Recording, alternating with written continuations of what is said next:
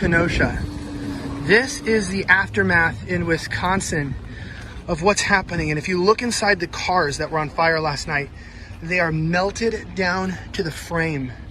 I mean, the engines themselves, I mean, look at this, is what appears to be a Jeep. Tires completely melted. Some of these cars you can recognize, like a Mini Cooper. You have all of these vehicles. Some of them are unrecognizable. It's insane. And you'll notice right here, look at that. Down to the wire, down to the wire. This is something that you would see, like it looks like a set from Jurassic Park or something where, you know, you've never seen this in real life. And this is what the Black Lives Matter movement and the rioting and the looting, this is what they want. They want to intimidate, they want to scare, they want to vandalize. This is crazy. And these riots that happened last night are just otherworldly. I mean, you couldn't even design something that looks like this if you wanted to for a movie. I mean, one tire survived. For the cars that didn't get completely burned, they got their windows smashed in. You see the trunk is split open here. And, you know, this was just absolute, pure, unadulterated vandalism with the intent to just destroy. But if you look at the cars that are burned over here, you got some police and some construction zones. This is a dystopian movie for the owner of Car Source, for anybody. We have a Dodge Caravan, it looks like here. Look at this Honda. Oh my gosh, I mean, look at some of these vehicles.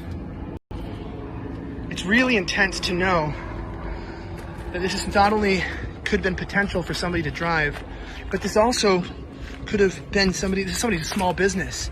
And when you go to the business itself, right, this is something they won't show you on the news. Look at the business, completely ransacked. Imagine this is someone's life. This is something that they created. I'm gonna try to get in here. I mean, look at this. They didn't break open the safe, ironically. They broke open the TV, like there was a TV that they were trying to rip off and steal.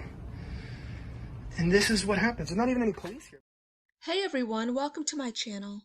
So you guys have probably already heard Kenosha, Wisconsin is on fire over a criminal that the police was forced to shoot. So if you guys want to do your own research, go ahead and Google. His name is Jacob Blake, because the video I'm going to show you is the edited version. So it's not graphic, it's not violent, it's safe for everyone to see. I'm going to show you that video. But let me explain before I show you the video. So the police were called to a domestic violence situation, and Jacob Blake was being detained or questioned. There were warrants for his arrest, so there he was going to be arrested. So the police even had the guns out, aiming their guns at him. I don't know what you guys would do in that situation, but if I had a bunch of cops aiming guns at me, I'd be ready to comply. You want me to lay on the ground? You want me to put my hands in the air? What do you want me to do? No, he's all nonchalant. He doesn't care. He's not listening. He decides to walk away. But what a lot of people are telling you is he was walking away. No, he walked to his car and bent down. He bent down to his seat or under his seat. Everyone was saying, no, he was just getting in his car. That's not how you get in your car, and I'm going to show you the video. When you get in your car, you don't open the door and put your face towards the seat and the ground. You're going to see how he was bending over. That's not how you get in the car.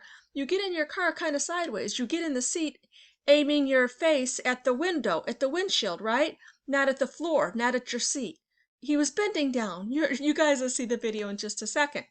So, I thought so, and if I thought so, I'm sure the police thought so, that he was reaching for something.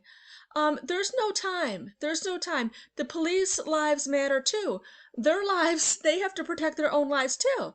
So if the guy's not complying, he's resisting arrest, he walked away, now he's reaching, under his seat or whatever.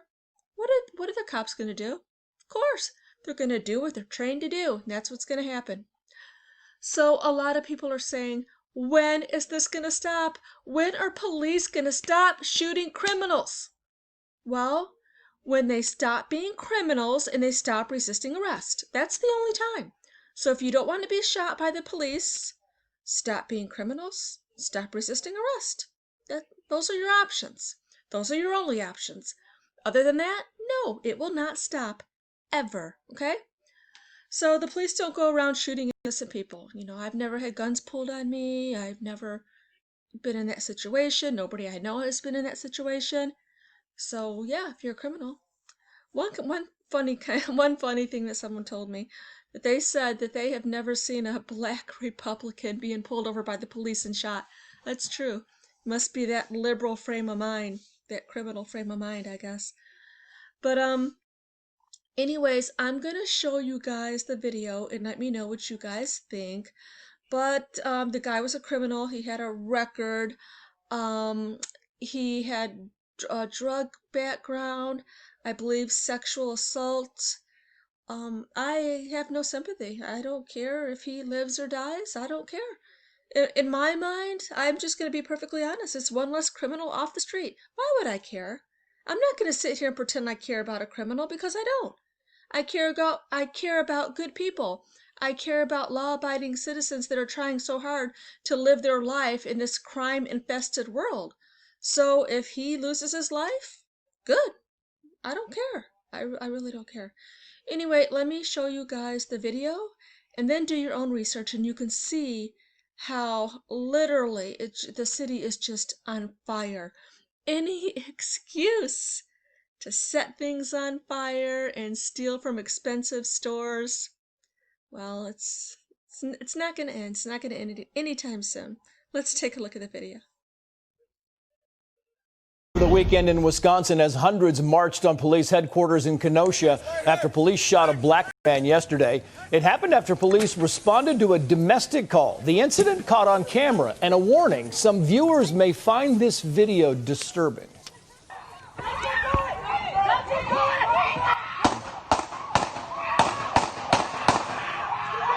Yeah, the man is seen as officers followed him to his car and fired several rounds as he tried to get in. Mike Tobin is live for us in Chicago. And Mike, what are police telling you? Well, Trace, the investigating agency is now the Wisconsin Department of Justice Division of Criminal Investigation. That agency says it may take as long as 30 days till the public starts getting some answers in this case. The Kenosha Daily News, however, quotes eyewitnesses saying that Jacob Blake was breaking up the fight, to which police were responding. It was about 5 o'clock last night when Kenosha police got a call about a domestic disturbance. At some point, their interest became Blake. He can be seen walking from the passenger side of the vehicle around to the driver's side. Clearly, the officers have weapons drawn. Reports say Blake had been tased but continued walking. As Blake goes headfirst into the driver's side of the vehicle, one officer can be seen pulling on his shirt as if to keep him out of the car. Then several shots are heard. That video quickly made the rounds on social media. What followed was riots. Numerous cars, dumpsters were set on fire. Windows were smashed. Kenosha police implemented a curfew. The county courthouse and administrative buildings are still closed. And while the Division of Criminal Investigation says they've yet to determine if prosecution is warranted, the Democratic governor of Wisconsin, Tony Evers, tweeted, "While we do not have all the details yet, what we do know for certain is that he is not the first black man or person to have been shot or injured or mercilessly killed at the hands of individuals in law enforcement."